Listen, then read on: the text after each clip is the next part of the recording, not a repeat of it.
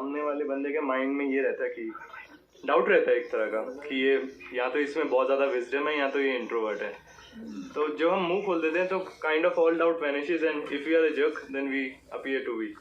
नहीं, ऐसा कुछ नहीं है। देखो बेसिकली क्या है ना, जो इंट्रोवर्ट्स है ना उसके अराउंड में एक अजीब सा डॉगमा है। मतलब पीपल थिंक के जो इंट्रोवर्ट्स होते हैं, जो कम बोलते हैं या जो सोसाइटी में अच्छे से इंटरेक्ट नहीं होते या जैसे पब्लिक प्लेस में अलग अलग रहते हैं, कुछ लोग होते हैं वो जाते ही सबको दोस्त बना लेते हैं। जैसे यहाँ पर भी आई एम श्योर ऐसा ग्रुप में बहुत सारे लोग होंगे जिन्होंने जाते ही सबसे मिल गए, हिल गए। और कुछ लोग होंगे जो अलग अलग अपना अकेले अकेले रह रहे हैं, अपनी अलग एक अपनी दुनिया में हैं और हैं। दैट डज नॉट मीन कि उन दोनों में कोई किसी तरीके का फ़र्क है कि वो ज़्यादा इंटेलिजेंट है या वो ज़्यादा इंटेलिजेंट है। बाय नेचर सुनने में आप लोगों को शायद अजीब सा लगेगा, but I am an introvert. I am a big time introvert. देखो क्या होता है, इंट्रोवर्ट की डेफिनेशन हम ये समझते हैं कि जो बहुत कम बोलता है वो इंट्रोवर्ट है, जबकि ऐसा नहीं है। इंट्रोवर्ट वो है जो जिसके अंदर की दुनिया बाहर की दुनिया से बहुत बड़ी होती है। So that's an introvert. मतलब अगर कोई पब्लिक स्पीकिंग कर रहा है, मैं आकर के सेमिनार कर रहा हूँ, that does not make me an extrovert because I am in this field, so I don't have a choice because of which I am speaking out. And being an introvert is not bad. मतलब you should not be shy of being an introvert. या फिर ये कि भाई कि हम उससे किसी से कम है या ज़्यादा है, does not make a difference. दोनों की अपनी स्ट्रेंथ्स है, दोनों की अपनी वीकनेसेस हैं, that's okay. सर कुछ लोग जो लोग इंट्रोवर्ट रहते हैं, जो अपने आप में ही रहते हैं, तो आपने भी सुना है, मतलब मैंने I have heard so many times from me कि शी इज़ वेरी सेल्फिश, मतलब बहुत सेल्फिश है, मतलब ऐसा कुछ काइंड ऑफ थिंग। सो ये ना बहुत, मैं वही कह रहा हूँ कि हमारी जो सोसाइटी है ना, आई am not saying it's right और रॉन्ग, बिकॉज जो जैसा है वो वैसा ही है। और ये सिर्फ इंडिया में नहीं है, पूरे वर्ल्ड वाइड है। जो जल्दी से जाते हैं, जैसे फैमिली में बचपन से ही बच्चे के ऊपर प्रेशर पड़ना शुरू हो जाता है, जाओ सब जगह जाए आया करो, सबको अपना बनाया करो, बोला करो, ये किया करो, वो करा करो। और कोई नहीं करता तो वो मतलब उसको ऐसे ऐसे शो किया जाता है कि आप अलग हो, आप सोसाइटी का पार्ट नहीं हो, जबकि it has to be inclusive. कभी ऐसा बोलते हैं कि बहुत ज़्यादा एटीट्यूड है, कि मतलब अकड़ है, ऐसा बोला जाता है। हाँ, बट नो मैटर व्हाट कि लोग क्या बोलते हैं क्या नहीं बोलते हैं, it should not make any difference. हम बस ये कर सकते हैं, being an introvert like I am one of those, तो अगर और हमको कहीं कोई मिलता है तो हम उसको एटलीस्ट समझ सकें, राइट? कि हम उस भीड़ का हिस्सा ना बन जाए कि बस अगर आप ये कर रहे हो तो that means you are a good person. जैसे अगर मेरे से आप पूछोगे तो I don't like going in a group too much. मतलब if there is something which I am doing related to my being और my existence, like this is I am not doing because कि मुझे ये सब करने में बहुत मज़ा आता है, right? I am doing it because it's the sole purpose of my life. मुझे उस चीज़ में मज़ा आ रहा है, मुझे इस चीज़ में मज़ा नहीं आ रहा कि यहाँ पे लोग आकर के मेरी तारीफ़ कर रहे हैं, वो कर रहे हैं, वो कर रहे हैं। इनफैक्ट अगर कहीं को मेरे को मिल भी गया और मेरी तारीफ़ करेगा तो मैं साइड में जाकर के चुपचाप बैठ जाऊँगा। well, I'll not talk to that particular person too much.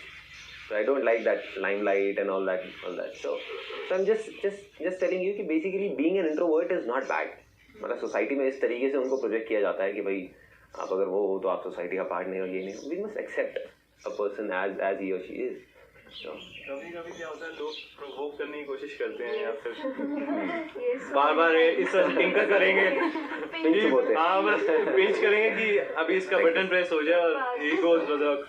तो उसमें पीस ऑफ माइंड किस तरह से रखना चाहिए, कामनेस किस तरह से? कि कुछ बोले क्यों नहीं बोले, हम भी सो मेनी टाइम्स, इसको कुछ फर्क ही नहीं पड़ रहा।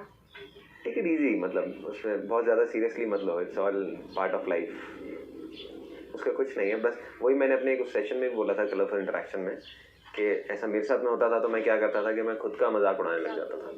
बस वो बेस्ट है, मतलब खुद का जब आप वो उड़ाओगे मजाक, और खुद से मतलब मजाक भी ऐसे नहीं कि खुद को नीचा गिरा करके, the idea is you are just laughing on your own weaknesses.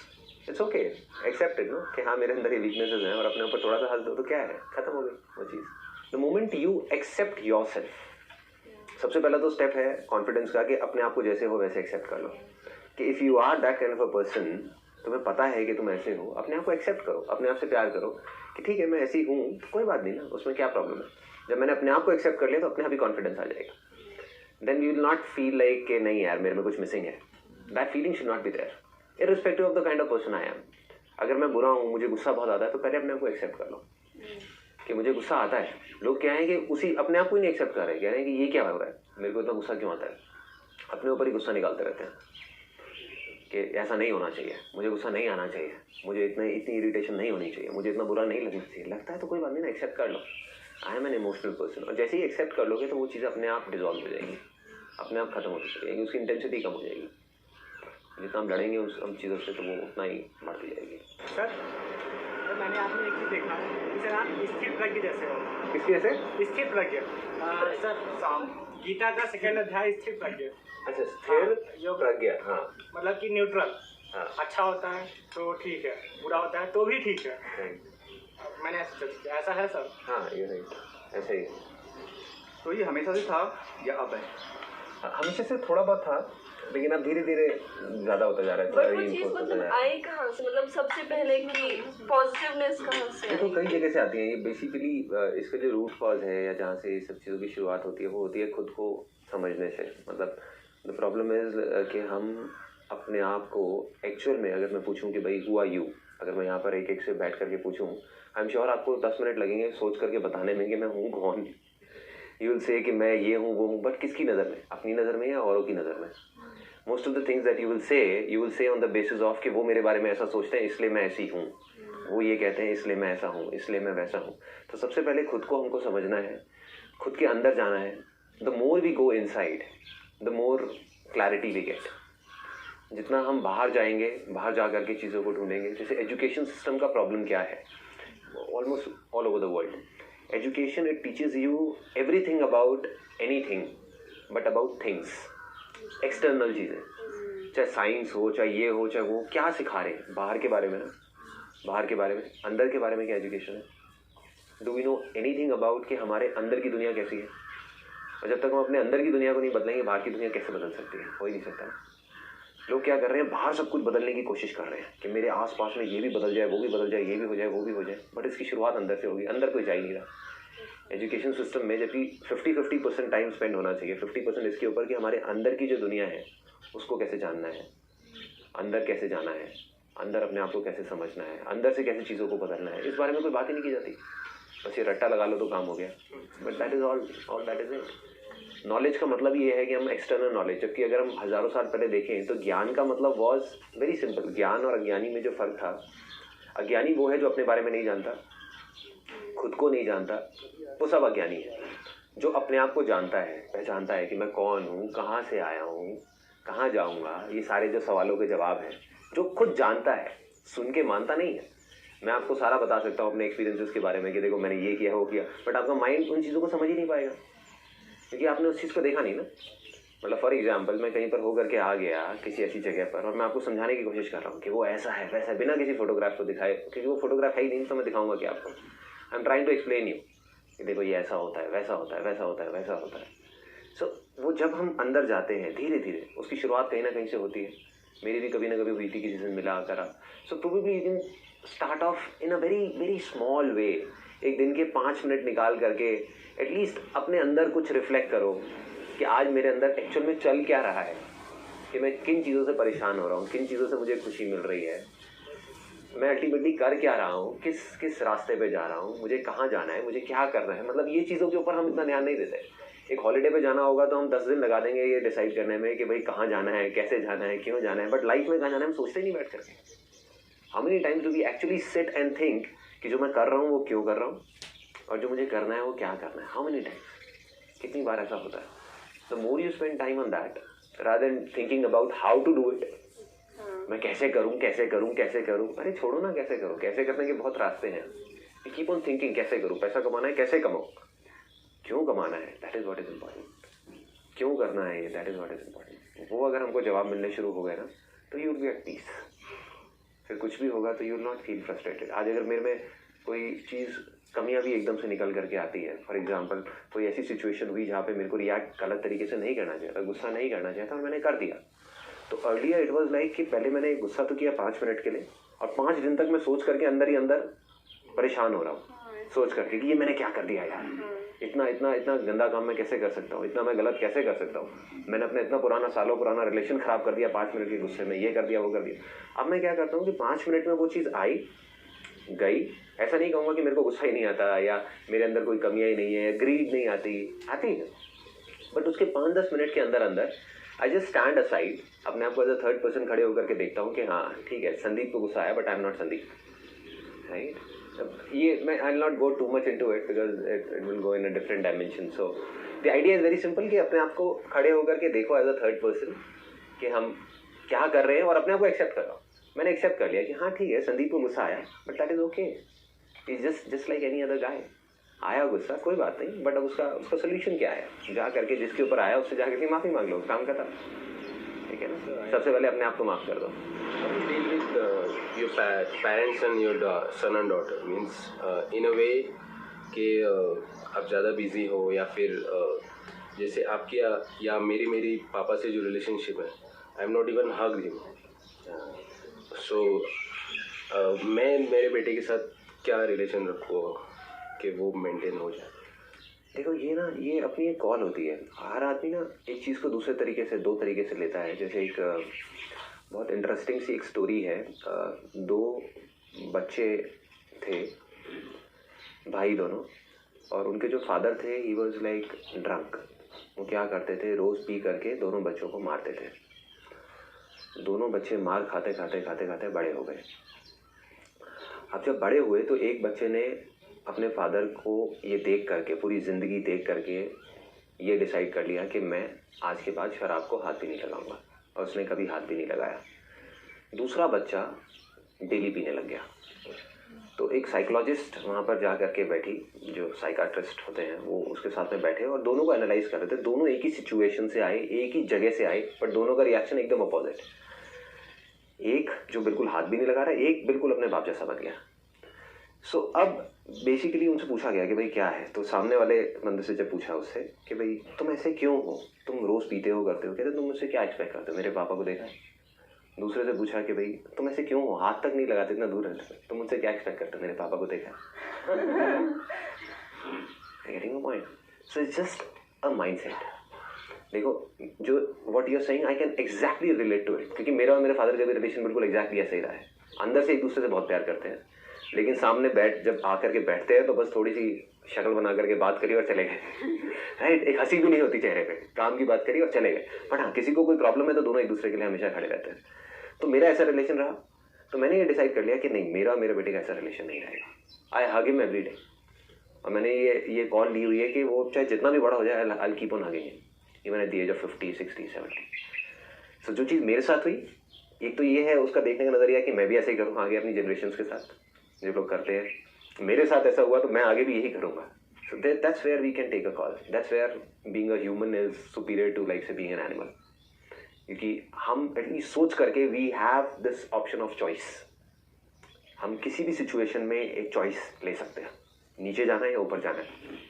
मेरे और मेरे फादर के बीच में क्या होता है, जब कभी मिसअंडरस्टैंडिंग्स होती हैं, तो कई बार बहुत बड़ी बड़ी पहले होती थी मिसअंडरस्टैंडिंग्स, बिकॉज उनका अपना देखने का नजरिया बिल्कुल ही अलग, मेरा बिल्कुल ही अलग, मतलब इट्स पोल्स अपार्ट। सो फिर मैंने क्या किया एक बार कि मैंने अपने फादर से ही सुना था कि जब भी मेरे फादर के और मेरे दादाजी के बीच में प्रॉब्लम होती थी, माय ग्रैंडफादर उनके बीच में, तो वो एक दूसरे को लेटर लिखते थे और जो भी अपनी फीलिंग्स होती थी उसको एक्सप्रेस करते थे। सो आई डिड दैट, एंड जब मैंने वो किया तो इट चेंज्ड एवरीथिंग, मतलब ओवरनाइट इट चेंज एवरीथिंग। तब भी इतना नहीं था कि वो मेरे को फेस कर पाए या मैं उनको फेस कर पाऊँ। फिर उन्होंने मुझे एक लेटर लिखा। फिर फाइनली हम गए and then like say we hugged each other and all that. फिर वो एक बैरियर टूटा, क्योंकि अंदर हम पता नहीं क्या क्या भर के चलते रहते हैं, कितने सालों की कितनी सारी चीज़ें होती हैं, जबकि अंदर से एक दूसरे से प्यार करते हैं। मतलब at the end of the day जो आपके पेरेंट्स हैं, मतलब उनसे ज़्यादा आपके बारे में कौन सोच सकता है। इर्रिस्पेक्टिव ऑफ वो आपको डांटते हैं, मारते हैं, पीटते हैं, जो भी करते हैं, बट उनसे ज़्यादा आपके लिए अच्छा कौन सोच सकता है। I don't think there is anybody. और हम उन्हीं से दूर हो जाते हैं किसी वजह से। Favorite books in spiritual way and philosophical, मतलब which changes you, मतलब which you love to read?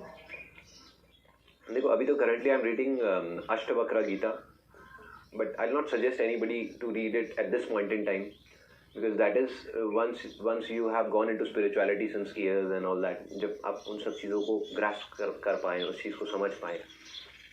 अभी अगर स्टार्टिंग के लिए देखा जाए तो एक बहुत अच्छी वीडियो है यूट्यूब पे, if somebody wants to know about meditation, कि कि मेडिटेशन क्या होती है, उसके स्टेजेस क्या होते हैं। It's an extraordinary video. अगर आप वैसे जाकर के यूट्यूब पे देखते हैं आपको समझ नहीं आती, आप कहते हैं कि यार ये क्या बेकार की चीज़ है, but you can take my word for it, उस वीडियो में जो जो दिखाया हुआ है एग्जैक्टली वो होता है। इफ़ यू ट्रस्ट मी तो I am telling it to you, take my word for it. उसमें जो जो चीज़ें बताई हुई है ना, जिस तरीके से बताई हुई है, आई वॉज सरप्राइज जब मैंने वीडियो देखी। मैंने कहा किसी ऐसे बंदे ने बनाई है जो जानता है, जो समझता है कि एग्जैक्टली होता क्या है, किस तरीके से होता है, मेडिटेशन की क्या स्टेजेस होती है, कहाँ से मेडिटेशन शुरू होती है और कहाँ तक जाती है। एस्ट्रल ट्रैवल नाम की क्या चीज़ होती है। Astral travel is something where you get out of your body and you can travel wherever you want to. अभी सुनने में बड़ी अजीब अजीब सी चीज़ें लगेंगी आपको, कैसे हो सकता है, माइंड हमारा नहीं ग्रैस्प कर सकता ना इन चीज़ों को। जब हम माइंड के परे निकलेंगे तब ये सब चीज़ें समझ आने लग जाएंगी हमको। सो उसको आप एक बार देखना जा करके वीडियो को 45 मिनट्स का, just watch it with an open mind, अपने माइंड से नहीं, मतलब अपने एक्सपीरियंसेस के अकॉर्डिंग नहीं तो आपको बेवकूफ़ी लगेगी आपको कि क्या हो रहा है यार, कैसे हो रहा है, कहाँ से वो चीज़ शुरू होती है, कैसे मेडिटेशन करते हैं। मतलब इसकी शुरुआत होती है अपनी ब्रेथ को देखने से, उसको देखते रहो, ऑब्जर्व करते रहो, है ना। फिर धीरे धीरे वो चीज़ आगे बढ़ती है, फिर और आगे, फिर और आगे, फिर और आगे। Then there are different stages which comes in. तो at least you will understand something, कुछ हमारे अंदर जाने लग जाएगा, कुछ चीज़ें आने लग जाएंगी, कुछ समझ आने लग जाएगा कि हाँ this may be the way, may और may not be the way for me. मतलब there are different ways of reaching that ultimate goal जहाँ पर आप पहुँचना चाहते हो, where you are at peace with everything. हाँ, मैं ये कह रही थी जिस जगह पे आप हो सक्सेसफुल हो तो उसमें स्पिरिचुअलिटी का रोल रहा होगा। बहुत बड़ा रोल, अनडाउटेड, बहुत बड़ा role. But I don't talk too much about spirituality in my seminars and all that, because क्या होगा ना कि अगर अभी मैं स्पिरिचुअलिटी के बारे में बात करने लग जाऊंगा, people won't be able to relate to it, right. अगर मैं भी आपकी जगह पे होता इस एज में, at the age of 20 years, 21 years, my idea is very clear. मैं क्या कर रहा हूँ, my idea is not to change somebody who is at the age of say 60 years 70 years, although अगर वो देख करके चेंज होते हैं तो nothing like it, but that is not my motto.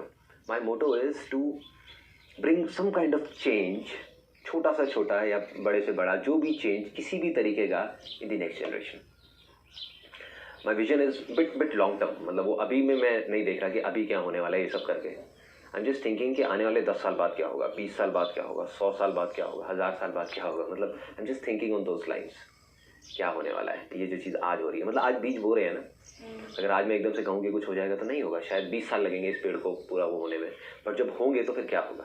That's why I don't talk too much about spirituality, because अगर मैं वो अभी बात करने लग जाऊँगा may be 10 years down the line, जब आप लोग 10-10 साल बड़े हो जाओगे तब मैं शायद स्पिरिचुअलिटी के बारे में बात कर रहा हूँ, because then you will be able to relate to me. Right now I want कि जो जिस लैंग्वेज को समझता है उसे उसी लैंग्वेज में एग्जैक्टली मैं बात कर रहा हूँ।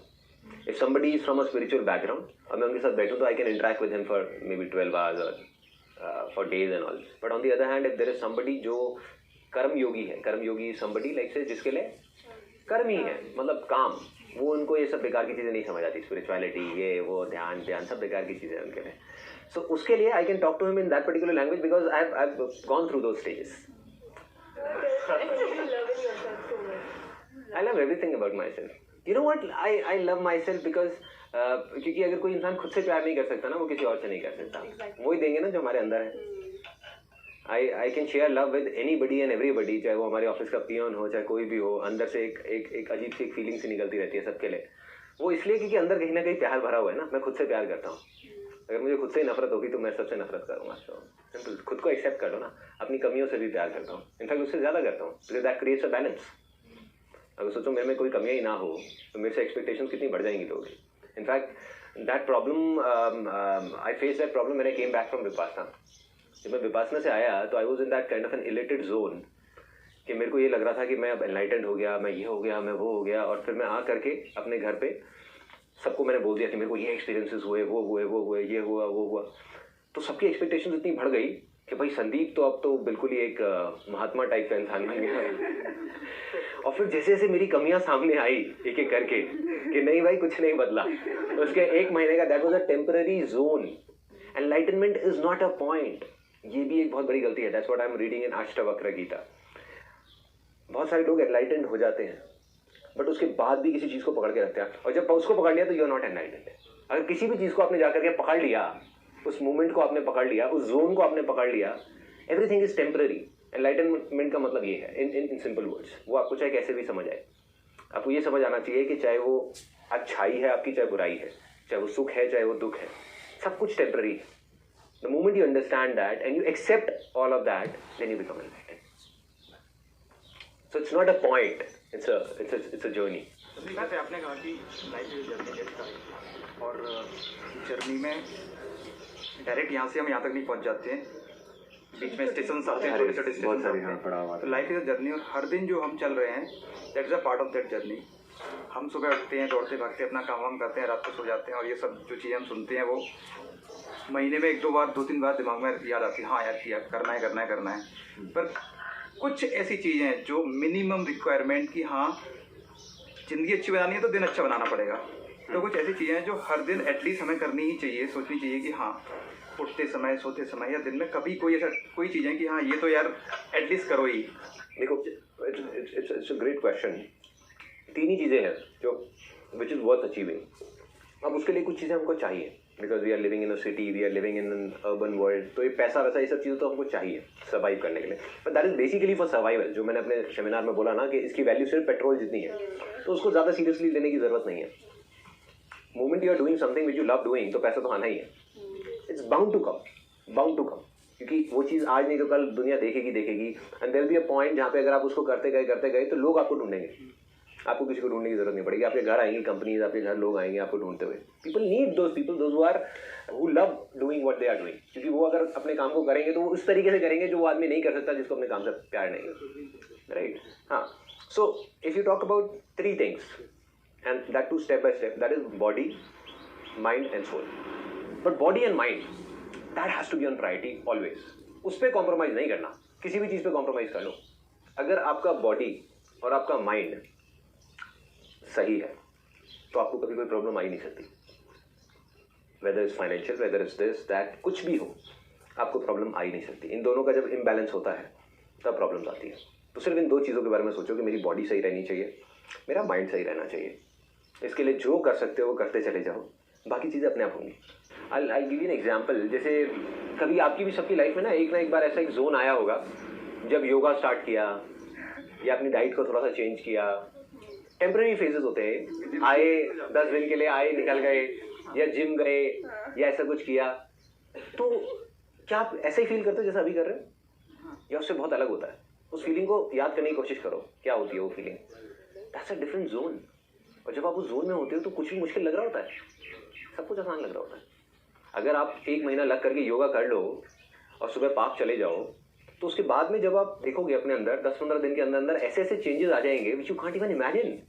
और वही आप घर में बैठे हुए हो और सोचते जा रहे हो मैं क्या करूं. लगा लो जितना मर्जी दिमाग, कुछ नहीं होने वाला. अंदर गंदगी है ना, बाहर अच्छा कैसे कुछ आ सकता है. डर भी होगा, ये भी होगा, वो भी होगा. देन यू अल्टीमेटली ये पार्ट ऑफ दिस नेचर. तो जितना हम इसके आसपास रहेंगे उतना अच्छा है. आप क्या सोचते हैं साइंटिफिक स्पिरिचुअलिटी के बारे में? क्योंकि आज का जो मॉडर्न जो टाइम है वो यही नीड है कि हमें साइंटिफिक स्पिरिचुअलिटी चाहिए, नॉट स्पिरिचुअल, नॉट साइंस. देखो ये दोनों है ना, दोनों अलग अलग दुनिया है.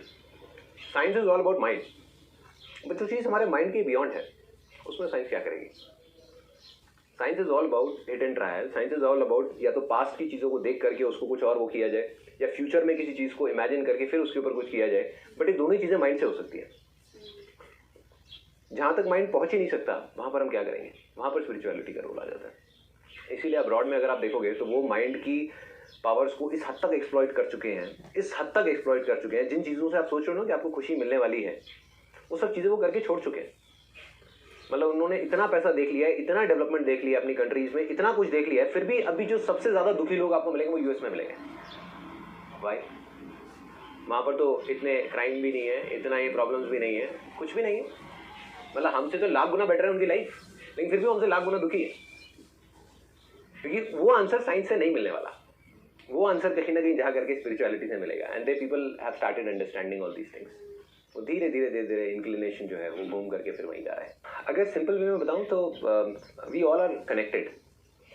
हम सब यही जो हमको देखने में सब अलग अलग लग रहे हैं, बट अगर आप थोड़ा अंदर जाओगे, अपने आप को समझोगे, धीरे धीरे आपको समझ आएगा तो ये फ़र्क ख़त्म हो जाएगा.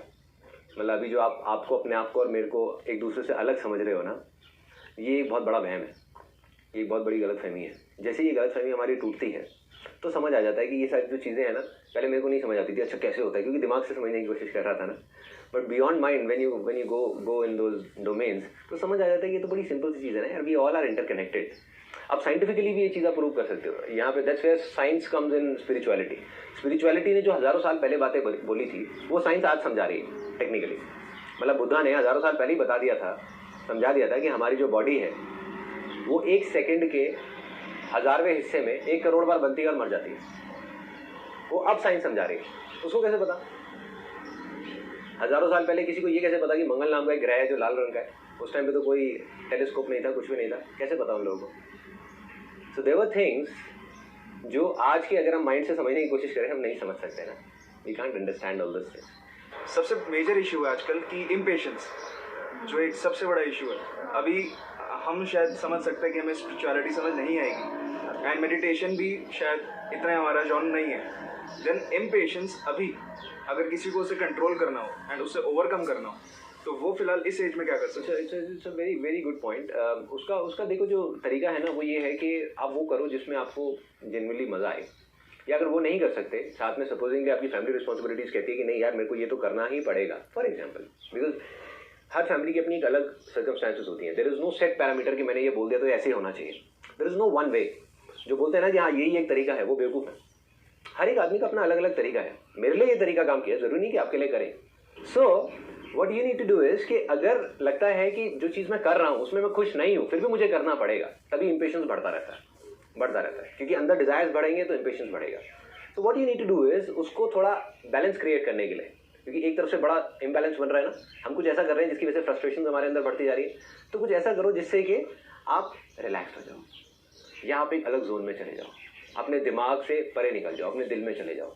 और वो हर एक का अपने एक अलग अलग चीज़ें होती हैं। किसी को म्यूज़िक होता है, किसी के लिए स्पोर्ट्स होता है, किसी के लिए पेंटिंग होता है, किसी के लिए दोस्तों में जा करके बैठना होता है, राइट, सोशलाइजिंग होता है। उसको होता है कि बस मैं जाऊँ अपने दोस्तों के साथ में जा करके बैठूँ, तो वो होता है। कुछ भी हो सकता है किसी के लिए, उससे क्या है बैलेंस क्रिएट हो जाएगा। यू विल सी कि जो लोग जिनकी लाइफ में प्रॉब्लम सबकी लाइफ में होती है, बट जितना बैलेंस अच्छा रहेगा उतना वो जो इम्पेशेंस है और ये सारी जो चीज़ें हैं ना, गुस्सा, एंगर, फ्रस्ट्रेशन, वो उतना ही कम होती चली जाएंगी। Because you will be happy. अगर दिन में 1 घंटा भी, इफ़ यू लव प्लेइंग से वॉलीबॉल, और डेली किसी तरीके से आपने ये तरीका ढूंढ लिया कि डेली मैं सुबह 1 घंटा वॉलीबॉल खेलता हूँ, आप देखोगे उसका इफेक्ट 8 घंटे तो रहेगा। बाकी जो 8-9 घंटे बचे उसके लिए 1 घंटा बुक पढ़ लो भाई। अगर किसी के ऊपर गुस्सा आया तो उसी टाइम अगर बोल देंगे, थोड़ा सोचना चाहिए, लेकिन खैर होता नहीं है। तो इस पे आपका क्या पॉइंट ऑफ व्यू है? सर अभी है हमारे पास, तो न्यूज़ पढ़ के गुस्सा आता है तो अपना एंगर वहाँ पे वेंट आउट करता हूँ मैं। फिर मैं सोचता हूँ यार मेरे को कोई जेल तो नहीं भेज देगा। अगर हम 5 मिनट चुप रहते तो वो 1.5 साल का जो रिलेशन है वो खत्म ना होता। हम एकदम से रिएक्ट कर रहे हैं। ये मेरा भी क्वेश्चन था, मैं सोच रही थी बोलूँगी। देखो बेसिकली जो रिएक्शन की जो प्रॉब्लम आती है ना, वो अगेन उससे हम जितना लड़ेंगे ना उतना ही वो प्रॉब्लम बढ़ेगी। जैसे मेरा भी यही प्रॉब्लम था पहले कि मैं बहुत जल्दी रिएक्ट कर जाता था। फिर मेरे मामा जी, जिनको मैं बहुत मानता हूँ, उन्होंने एक बार मेरे को बस आकर के ये बोला। मैंने कहा मामा आप इतना बिजनेसेस करते हो 4 साल में, फिर भी आपको देखता हूँ कि बिजनेस के टाइम पे आप रिलैक्स रहते हो। ठीक है, पर्सनल लाइफ में थोड़ा आपको गुस्सा आ जाता है, बट आप बिजनेस के मामले में बिल्कुल रिलैक्स रहते हो, क्या चक्कर है? कहते मैं रिएक्ट नहीं करता। कहते कोई भी प्रॉब्लम आती है, पहले मैंने ये अपना डिसाइड किया हुआ है कि मैं मतलब 30-40 सेकंड बाद ही रिएक्ट करूँगा, क्योंकि वही एक फेज़ होता है जो अगर निकल गया तो निकल गया, नहीं तो उस फेज़ में गड़बड़ हो गई तो वो बढ़ते कहीं भी पहुँच जाती है। दैट इज़ वन जो हमको कॉन्शियसली थोड़ा सा अपने माइंड में ये रखना है। जितना हम बोलते रहेंगे ना कि मैं रिएक्ट करती हूँ या मैं रिएक्ट कर जाता हूँ, उतना वो चीज़ें बढ़ेंगी। वी नीड टू से कि नहीं मैं रिएक्ट नहीं करता। The main thing is that change होना बड़ा काम नहीं है मेरे हिसाब से, बट उसको रिटेन कैसे किया जाए, मतलब वो मेंटेन रहे वो चीज़ जो हमने पा ली है, बस उस बने रहे। अब उससे it's an excellent question you know, और आपके सवाल में ही आपका जवाब छुपा हुआ है। आपने कहा कि हमने उसको पा लिया है। आज अभी हमने ब्रेकफास्ट कर लिया, आपने ब्रेकफास्ट पा लिया आपने ब्रेकफास्ट। अब आपको कोई ब्रेकफास्ट की ज़रूरत नहीं पड़ने वाली, क्योंकि जो चीज़ आपने पा ली उसकी तो ज़रूरत नहीं पड़ेगी ना आपको। अब आपको दोबारा ब्रेकफास्ट करने की ज़रूरत ही नहीं है ना, कल परसों तरसों कभी भी ज़रूरत नहीं है, बिना उसकी गाड़ी चलती रहेगी नहीं ना। तो you eat so much of food for your body, what do you eat for your mind.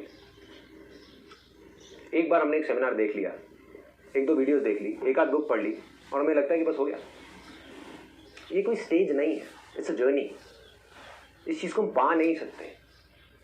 You need to keep on doing something constantly for your body and mind. The thing that I said.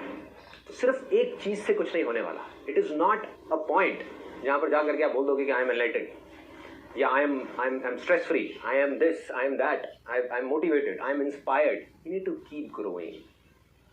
जो चीज़ grow नहीं करेगी उसमें बदबू आने लग जाएगी, बास आ जाएगी और वो खत्म हो जाएगी. पानी भी कहीं रुक गया तो उसमें से बदबू आएगी ना, कीड़े लग जाएंगे उसके अंदर. वही हमारे साथ में. You need to keep on growing. एक एक करके आगे बढ़ते जाओ, चीज़ों को छोड़ते जाओ और आगे बढ़ते जाओ. जैसे ऑफिस में भी काफ़ी तरह का काम आता रहता है. कुछ चीज़ें हैं जो मतलब बिल्कुल मन करता है यार ये तो मैं फोड़ दूंगा यार, ये मेरे को बहुत पसंद है, मज़ा आता है इसमें मेरे को, ये तो बहुत बढ़िया काम आ गया, आज लॉटरी लग गई. कुछ काम होता है यार ये फिर आ गया, माथा पकड़ के बैठ जाते हैं.